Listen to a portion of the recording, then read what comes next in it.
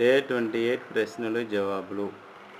నేను ఇంగ్లీష్ నేర్చుకోకపోతే నేను English teacher అయ్యేవాడిని కాను. అంటే దీనికి ఆపోజిట్ ఇంగ్లీష్ నేర్చుకున్నాను, ఇంగ్లీష్ టీచర్ అయ్యాను అర్థమండి. ఫాస్ట్ కదా.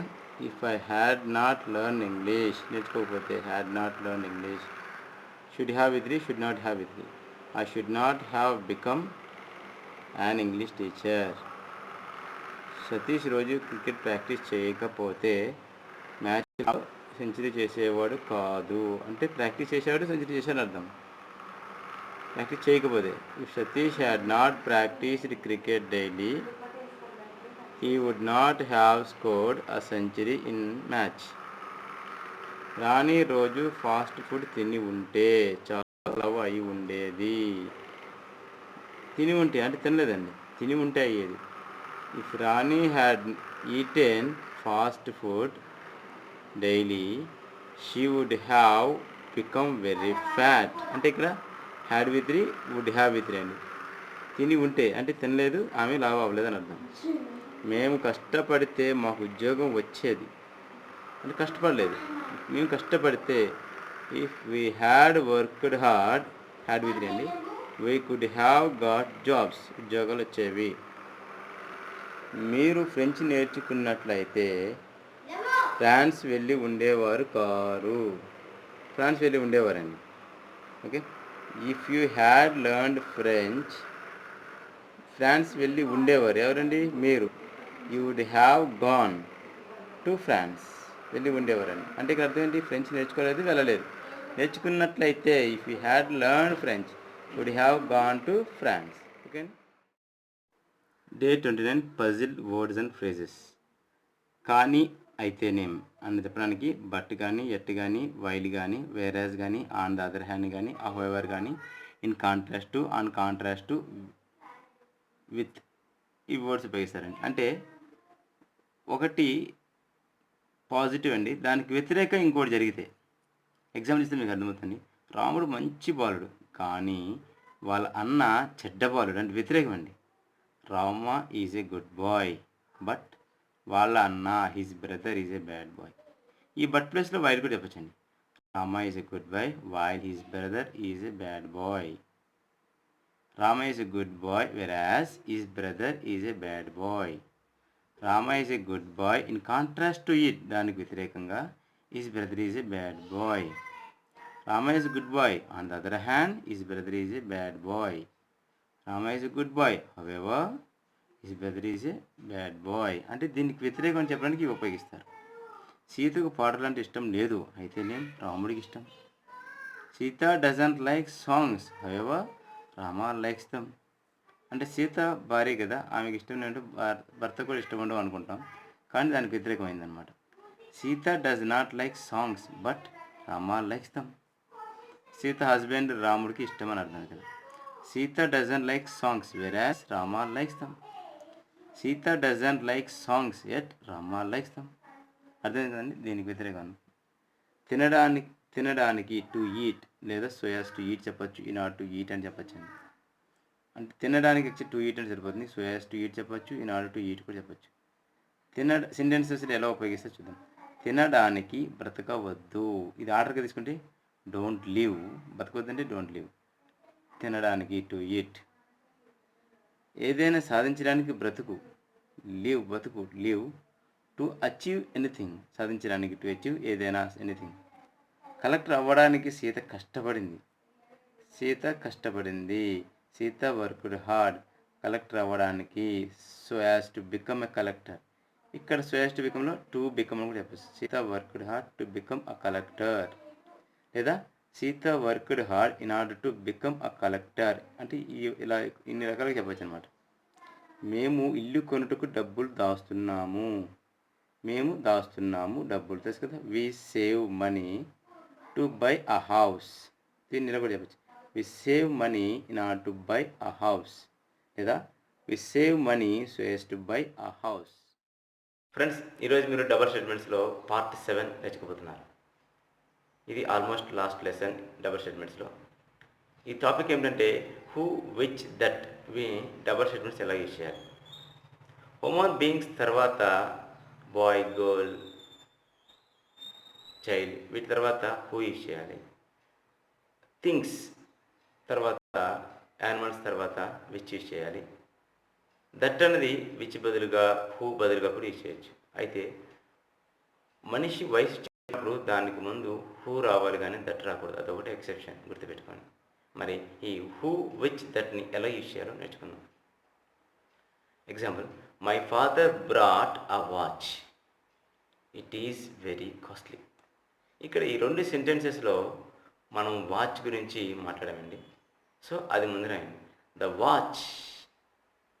తర్వాత ఏమొస్తుందండి, విచ్ రాయాలి. ఎందుకంటే చెప్పాను కదా, వస్తువులు జంతువులతో వచ్చేస్తున్నాయి. The watch which my father brought is very costly. ఆ రెండు సెంటెన్స్ ఈ విధంగా కలపాలన్నమాట. ఇంకో example, my mother made pakodi, it is very tasty. ఇక్కడ రెండు సెంటెన్స్లో పకోడీ గురించి మాట్లాడామండి. సో ద పకోడీ విచ్ అని చెప్పాలి. Pakodi which my mother made is very tasty. ఇంకో example, my brother brought a boy, he is very cute. ఈ రెండు సెంటెన్సెస్లో బాయ్ గురించి చెప్పామండి. So the boy who my brother brought is very cute. అంటే పైన ఫస్ట్ చెప్పినటువంటి రెండు సెంటెన్స్ని మనము ఈ విధంగా కనెక్ట్ చేస్తాము, హూ యూజ్ చేసి, విచ్ యూజ్ చేసి. ఓకే, ఎగ్జాంపుల్ ఇస్తే మీకు క్లారిటీ వస్తుంది. మరి చూద్దామా. Double statements part 7. Relative pronounce అంటారు వీటిని, who, which, that. Example, I saw a woman in the bus stand. Mean తీసుకొని నేను ఒక ఆడ మనిషిని బస్ స్టాండ్ చూశాను. షీ ఈజ్ అ పోలీస్, ఆమె పోలీస్. ఇక్కడ రెండు చోట్ల మనము ఉమెన్ గురించి మాట్లాడుతున్నాం. ఉమెన్ అన్న షీ ఈజ్ ఎ పోలీస్ అని ఒకటే కదా. సో ఆ ఉమెన్ ఫస్ట్ అయింది, ద ఉమెన్. ఉమెన్ తర్వాత హూ వస్తుంది మనిషి కనుక. జంతువులు వస్తున్నైతే విచ్ వస్తుంది, ద ఉమెన్ హూ. ఇక మిగిలిన ఏంటంటే ఇక్కడ I saw in the bus stand అవి రాయండి. The women who I saw in the bus stand. ఇక్కడ షీ తీసేసండి, ఈజ్ ఏ పోలీస్. ఓకే, ఇక్కడ కామ లేదండి. The women who I saw in the bus stand is police అని ఈ రెండు వాక్యాలని కలిపి హూ ఉపయోగించి రాస్తాం. ఇంకో ఎగ్జాంపుల్ చూద్దాం. Pavan brought a watch to college, it is very costly. ఇక్కడ వాచ్ గురించి మాట్లాడడం జరిగింది. వాచ్ అన్న ఇట్ ఈజ్ వెరీ కాస్ట్లీ అన్న వాచ్. సో ఫస్ట్ వాచ్ రండి, ద వాచ్. వాచ్ తర్వాత ఏమొస్తుందండి, విచ్ వస్తుందా హూ వస్తుందా, విచ్, ఎందుకంటే వస్తుంది కదా. ద వాచ్ విచ్ రాసి ఫస్ట్ సెంటెన్స్ ఏం మిగిలిందండి, Pavan brought to college. The watch which Pavan brought to college, the watch which Pavan brought to college. It తీసేసండి, ఈజ్ వెరీ కాస్ట్లీ ఇచ్చి. విచ్ లేకుండా కూడా రాయచ్చు, the watch Pavan brought to college is very costly. రెండింటి ఏదైనా కరెక్ట్ అండి. Some people met you last evening, they are thieves. ఇక్కడ thieves, ఇక్కడ పీపుల్ రెండు ఒకరే అండి. Some people met you last evening, they are thieves. ఇక్కడ థీవ్స్ అన్న పీపుల్ అని ఒకరే కనుక పీపుల్ రాస్తాం, ద పీపుల్. తర్వాత హూ రాయాలి, ద పీపుల్ హూ రాసి మిగిలిన వర్డ్స్ ఏంటి ఇందులో, the people who met you last evening.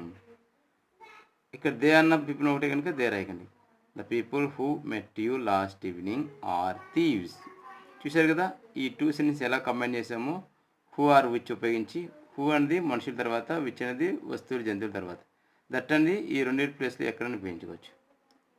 సరళ has lost her umbrella, it is found today. ఇక్కడ దేని గురించి మాట్లాడుతున్న రెండు చోట్ల అంబ్రెల్లా. సో అంబ్రెల్లా రాయండి, ద అంబ్రెల్లా దట్, లేదా విచ్ అని చెప్పి, the umbrella that. First sentence ఏం మిగిలింది, Sarala has lost, the umbrella that Sarala has lost. Next it తీసేసండి, is found today. Yesterday you sent a letter, I kept it in my home. ఇక్కడ it letter రెండింటిని common, letter it దాని గురించి మాట్లాడుతున్నామండి. So the letter that, లేదా the letter which. ఇంకేం మిగిలినాయండి, yesterday you sent yesterday, the letter that you sent yesterday I kept in my home. ఇక్కడ ఇదే మిగిలింది కదా, I kept in my home అని చెప్తాను. లేదా the letter you sent yesterday was kept in my home అని కూడా చెప్పచ్చు. ఈ వాజ్ కెప్ట్ ఎలా వచ్చిందని తర్వాత చెప్తానండి. A man is standing at the end of the street. అంటే ఒక మనిషి వీధి చివరి నుంచున్నాడు. He is my uncle. ఇక్కడ మ్యాను హీ అనేది ఒకరే అండి. మ్యాన్ అంకుల్ ఒకరే. సో మ్యాన్ గురించి రాసుకుందాం. ద మ్యాన్ హూ వస్తుంది కదా, ద మ్యాన్ హూ. మిగిలిన the man is standing at the end of the street. The man who is standing at the end of the street. He తీసేసి is my uncle. Okay. You love Rani very much. She is married now. ఇక్కడ రాణి గురించి మాట్లాడుతున్నామండి. రాణి that లేదా రాణి who అని చెప్పొచ్చండి. You love very much. You love very much. Rani that you love very much. She is మ్యారీడ్లో ఈ she తీసేసండి. ఇక్కడ రాణి ఒకటే సెంటెన్స్ రాస్తున్నాం కనుక రాయకూడదు అనమాట. Is married now. ఇక్కడ షీ ఎందుకు రాయలేదు, ఇక్కడ ఇట్ ఎందుకు రాయలేదు అంటే ఒక్కొక్క సెంటెన్స్లో ఇక్కడ షీ రాయలేదు, ఈ సెంటెన్స్లో హీ రాయలేదు, ఈ సెంటెన్స్లో ఇట్ రాయలేదు. ఎందుకు రాయలేదంటే మనం ఒకటే సెంటెన్స్ రాస్తున్నాం కనుక ఒక సెంటెన్స్లో 2 times ఆ వ్యక్తి గురించి ప్రస్తావించడం రాకూడదు, అందుకని రాయలేదు. Next, Jaggu beat you yesterday. The police arrested him. ఇక్కడ మాట్లాడేది జగ్గు గురించి అండి. సో జగ్గు హూ రాస్తాం. జగ్గు తర్వాత హూ వస్తుంది. Jaggu who beat you yesterday. The police arrested. Jaggu that beat you yesterday. The police arrested. Okay. లేదా Jaggu who beat you yesterday was arrested by the police అని కూడా చెప్పచ్చండి. ఈ వాజ్ అరెస్టెడ్ ఎలా వచ్చింది అని చెప్పేసి మనం తర్వాత లెసన్స్ నేర్చుకుంటాం. రైట్. డే 29 ప్రశ్న అండి. మా నాన్నగారు కుక్కను తెచ్చారు, అది చాలా బాగుంది. ముందు ఈ రెండింటికి ఇంగ్లీష్లో రాయండి, ఆ తర్వాత రెండింటిని కలిపి రాయండి. నిన్న ఆసుపత్రిలో నేను రోగిని చూశాను, అతను మా బంధువు. ఈ రెండింటికి సపరేట్ సెంటెన్స్ రాసి ఆ తర్వాత రెండింటి జాయిన్ చేయండి. ఒక వ్యక్తి ఈరోజు 100 సంవత్సరాలు పూర్తి చేసుకున్నాడు, ఆయన మా తాత. రేపు నేను ఒక వాచ్ కొంటాను, అది చాలా ఖరీదైంది. ముందు ఈ 2 వాచ్ సెంటెన్స్కి సపరేట్ రాసి ఆ తర్వాత రెండింటిని కలిపి రాయండి. కలిపి రాసేటప్పుడు హూ విచ్ కానీ దట్ కానీ యూజ్ చేయాలి, గుర్తుపెట్టుకోండి.